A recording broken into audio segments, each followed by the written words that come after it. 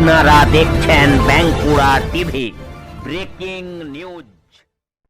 বাঁকুড়া টিভিতে আপনাদের স্বাগতম। আজ বাঁকুড়া টিভির চিফ এডিটর প্রথমেই শুরু করছে উত্তমের প্রশ্নবাণ। বাঁকুড়ার জয়পুরে হচ্ছেটা কি? জবাব চায় নাকি জনতা? হ্যাঁ, অবশ্যই জবাব চাইছে।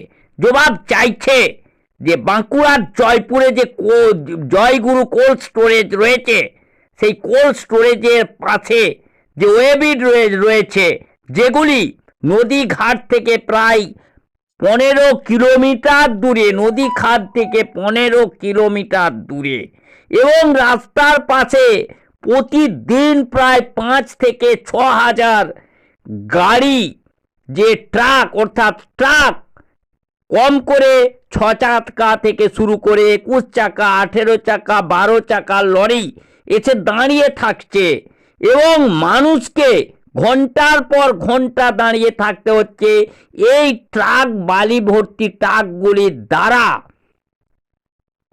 রাস্তা ব্লকেজ করার জন্য। কেন? জয়পুর ব্লকের বিএলআরওকে বারবার জানানো সত্ত্বেও কেন এই ওয়েব্রিজ বন্ধ করা হচ্ছে না?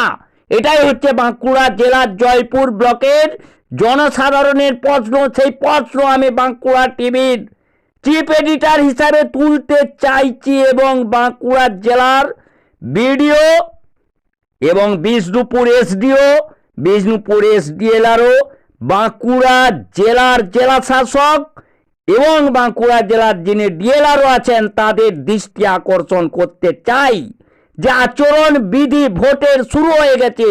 2024 লোকসভার আচরণ বিধি শুরু হয়ে গেছে, তারপরেও কেন মানুষের রাস্তা আটকানো এইভাবে?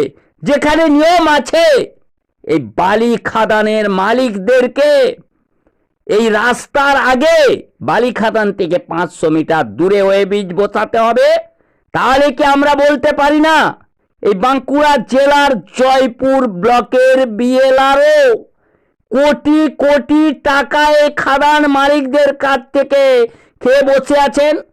আর শুধু তাই নয়, তাহলে কি এই প্রশ্ন তোলা যায় না যে আজ বাঁকুড়া জেলার জয়পুর ব্লকের জনগণ যাদেরকে পঞ্চায়েতে ভোট দিয়ে নির্বাচিত করেছেন, যে সরকার চলছে তৃণমূল, সেই তৃণমূলের জয়পুর ব্লকের নেতারা, এই জয়পুর ব্লকের যিনি বিএলআরও আছেন বা জয়পুরের পুলিশ প্রশাসন আছেন, এনারাও এই বিএলআরওর সঙ্গে ঘুষ চক্রে যুক্ত।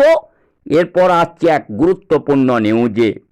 বাঁকুড়া জেলার জয়পুর ব্লকের জয়পুর যে পোস্ট অফিস রয়েছে, সেই পোস্ট অফিসের অপোজিট দিকে অবস্থিত আপনার সেন্ট্রাল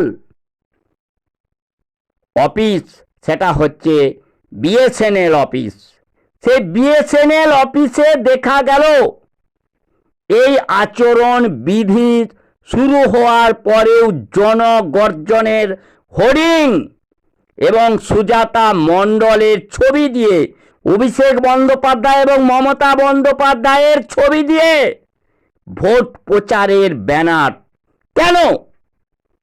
আজ আচরণবিধি শুরু হয়ে গেছে, আচরণবিধি শুরু হয়ে যাওয়ার পরেও কেন এই সেন্ট্রালের অফিসে এই হোর্ডিং পোস্টার কেন বানা হলো? তাহলে কি বলা যায় না যে তৃণমূল নেতাদের কোনো সেন্স জ্ঞান নেই? যিনি প্রার্থী হয়েছেন সুজাতা মণ্ডল, এই বিষ্ণুপুর লোকসভা, তারও কোনো সেন্স জ্ঞান নেই। এই রাজ্যে যা খুশি করবেন, জয়পুর ব্লকে যা খুশি করবেন এই তৃণমূলের নেতারা। এটা কি জয়পুর ব্লকের প্রশাসনকে মেনে নিতে হবে? না, আজ প্রশাসন সেই কথা মেনে না নিয়ে সেই হোর্ডিং পোস্টারকে খুলে দিল যারা নির্বাচনের দায়িত্বে আছেন। তাহলে কোথায় গেল এই পোস্ট অফিস মোড়কে কেন্দ্র করে তৃণমূলের এত কেন সন্দেহ? সেই সন্দেহর জন্যই তারা এই ব্যানার বেঁধেছিলেন, কিন্তু সেই ব্যানার এবং পোস্টার খুলে দিলেন। তারই লাইভ সম্প্রচার আমি সরাসরি তুলে ধরছি P23 নিউজ, একটি ন্যাশনাল চ্যানেল, এবং বাঁকুড়া টিভি একটি লোকাল চ্যানেলের পর্দায়। এই মুহূর্তে আপনারা দেখতে থাকুন সেই ছবি, সেই ব্যানার এবং হোর্ডিংয়ের ছবি যেগুলোকে খুলে দেওয়া হয়েছে।